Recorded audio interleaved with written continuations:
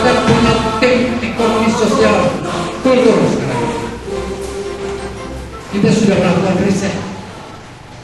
Ada generasi muda yang harus kita dukung sepenuhnya. Dan di sini juga generasi muda dilupakan masalah. Masa depan bangsa dan negara akan tergantung keterlibatannya langsung ada di pundak generasi muda. Tapi generasi muda selama ini dijadikan satu objek, bukan subjek yang harus dibimbing, yang harus dibina, yang harus diarahkan. Tapi dijadikan objek pembicaraan. Kita tidak sekarang. Yuk kita lakukan dukungan kepada generasi muda yang punya cerdas dan membuat satu sistem bagaimana negeri ini bisa mencapai kemakmuran dengan revolusi. Dengan cepat, revolusi itu tidak bukan. Negeri ini ada 3 syarat: negara, keuangan, bank, dan tentara. Maaf saya ulang. Bank itu harus menyiapkan uang untuk bagaimana negara mensejahterakan rakyatnya. Ini kan mengamankan upaya mensejahterakan rakyatnya, mengawal untuk menyeberang dari jembatan tadi. Kita tidak akan selesai pada hari ini saja. Siang hari ini adalah pembeda pertemuan antara pertemuan yang ini dengan pertemuan-pertemuan yang lain. Karena kita sudah melibatkan sejarah, melibatkan para pendahulu, melibatkan konstitusi, dan melibatkan hubungan kita dengan segala sesuatu. Dan kita akan menentukan bagaimana ekonomi rakyat semesta yang berdasarkan undang-undang 45. Ini inti dari pertemuan hari ini. Dan saya berbicara di sini atas nama mewakili rakyat Indonesia. Saya nama Doni Hidayat, ya.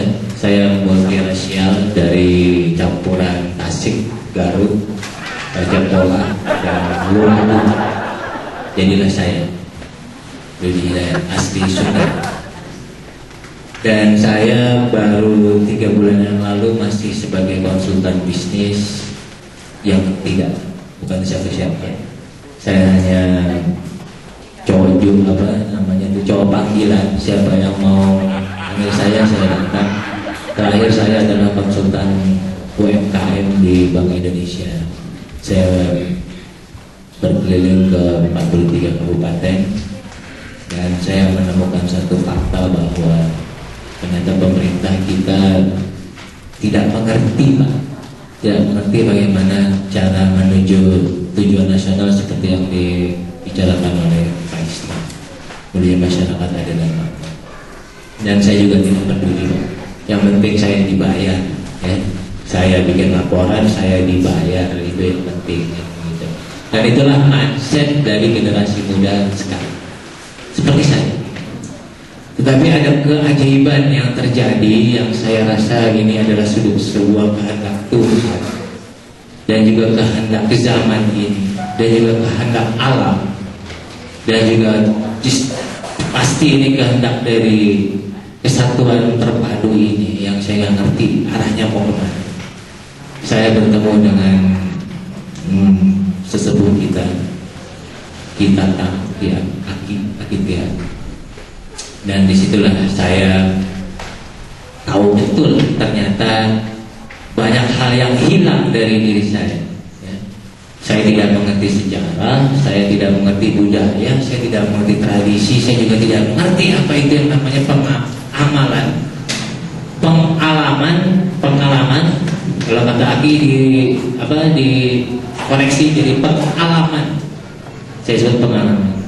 Pancasila, Undang-Undang 45 segala macam itu kita tidak mengerti. Yang kita tahu adalah kalau kita mau keren, mau sukses, mau percaya diri, seperti Aki bilang tadi, mesti kaya seperti orang Arab, mesti pintar kayak orang Jepang, mesti rajin kayak orang Cina, mesti demokratis seperti Amerika. Dan ternyata itu salah semua.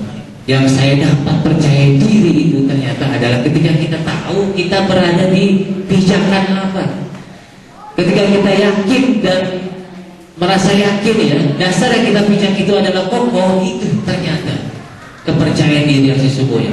Dan ketika saya mulai mengulik itu, saya melihat tidak ada satu negara pun zaman ini saya yakin yang bisa mengalahkan konsep apapun yang akan kita keluarkan.